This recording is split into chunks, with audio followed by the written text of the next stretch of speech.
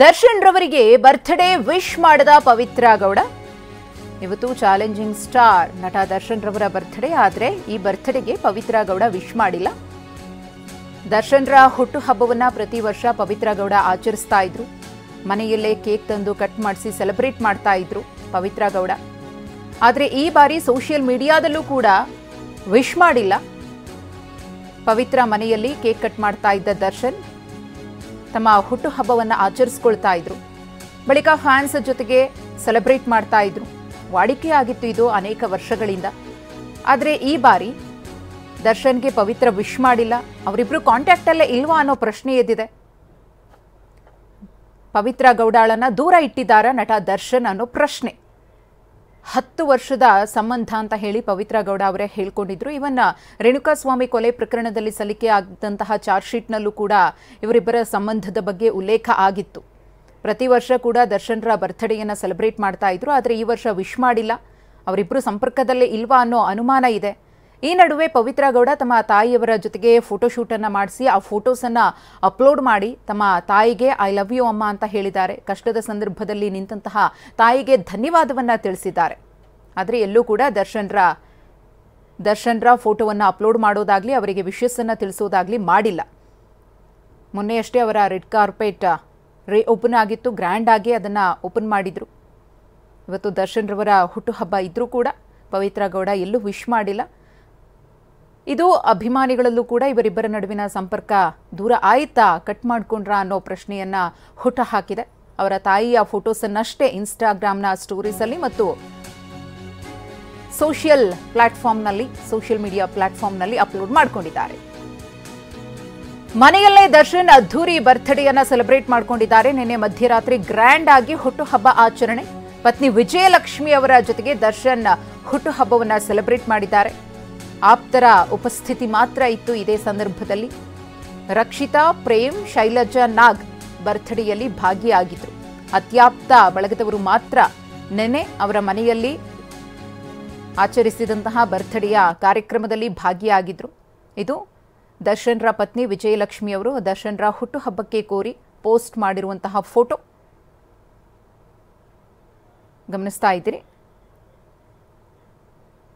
ವಿಜಯಲಕ್ಷ್ಮಿ ಅವರು ಅವರ ಪತಿಯ ಬರ್ತ್ಡೇಗೆ ಶುಭಾಶಯವನ್ನು ಕೋರಿ ಅಪ್ಲೋಡ್ ಮಾಡಿರುವಂತಹ ಫೋಟೋ ಒಂದು ಕಡೆ. ಇದು ಮುಂಚೆ ಕಳೆದ ವರ್ಷ ಪವಿತ್ರ ಗೌಡ ದರ್ಶನ್ರ ಹುಟ್ಟುಹಬ್ಬವನ್ನು ಸೆಲೆಬ್ರೇಟ್ ಮಾಡಿದಂತಹ ಫೋಟೋ. ಈ ಕುರಿತು ಮತ್ತಷ್ಟು ಮಾಹಿತಿಯನ್ನ ಕೊಡ್ತಾರೆ ನಮ್ಮ ಪ್ರತಿನಿಧಿ ಮಂಗಳ. ಪವಿತ್ರ ಗೌಡ ದರ್ಶನ್ರ ಬರ್ತ್ಡೇಗೆ ವಿಶ್ ಮಾಡಿಲ್ಲ. ಪ್ರತಿ ವರ್ಷ ಕೂಡ ಅವರು ವಿಶ್ ಮಾಡೋದು, ಕೇಕ್ ಕಟ್ ಮಾಡಿಸೋದು ಇದೆಲ್ಲವೂ ಕೂಡ ನಡೀತಾ ಇತ್ತು. ಆದರೆ ರೇಣುಕಾಸ್ವಾಮಿ ಕೊಲೆ ಆದ್ಮೇಲೆ ಇವರಿಬ್ಬರ ಸಂಪರ್ಕ ಸಂಪೂರ್ಣವಾಗಿ ಕಟ್ ಆಗಿದೆಯಾ ಅನ್ನೋ ಅನುಮಾನ ಮೂಡ್ತಿದೆ ಈಗ.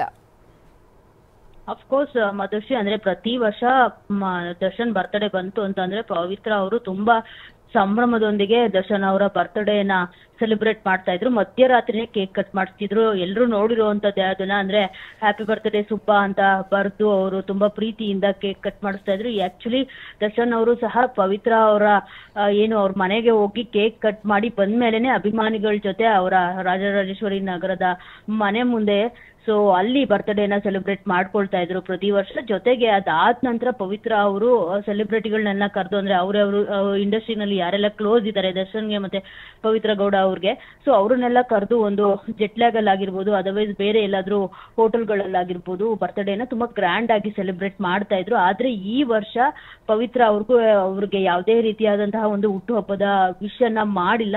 ಬದಲಾಗಿ ಅವರು ತಮ್ಮ ತಾಯಿ ಜೊತೆ ಫೋಟೋನ ತೆಗೆಸ್ಕೊಂಡಿರೋ ಒಂದು ವಿಡಿಯೋನ ಹಾಕಿ, ನನ್ನ ಶಕ್ತಿ ನನ್ನ ಅಮ್ಮ ಅಂತ ಒಂದು ಪೋಸ್ಟ್ ಅನ್ನ ಹಾಕಿದ್ದಾರೆ ಸ್ಟೇಟಸ್ ಅಲ್ಲಿ. ಬಿಟ್ರೆ ದರ್ಶನ್ ಅವ್ರ ಬಗ್ಗೆ ಯಾವುದೇ ಪೋಸ್ಟ್ ಕೂಡ ಹಾಕಿಲ್ಲ. ಎಲ್ಲರೂ ಎಕ್ಸ್ಪೆಕ್ಟ್ ಮಾಡಿದ್ರು ಈ ಬಾರಿನೂ ಕೂಡ ಪವಿತ್ರ ಗೌಡ ಅವರು ದರ್ಶನ್ ಅವ್ರಿಗೆ ವಿಶ್ ಮಾಡ್ತಾರೆ ಅಂತ ಹೇಳ್ಬಿಟ್ಟು. ಆದ್ರೆ ಅವರು ವಿಶ್ ಮಾಡಿಲ್ಲ.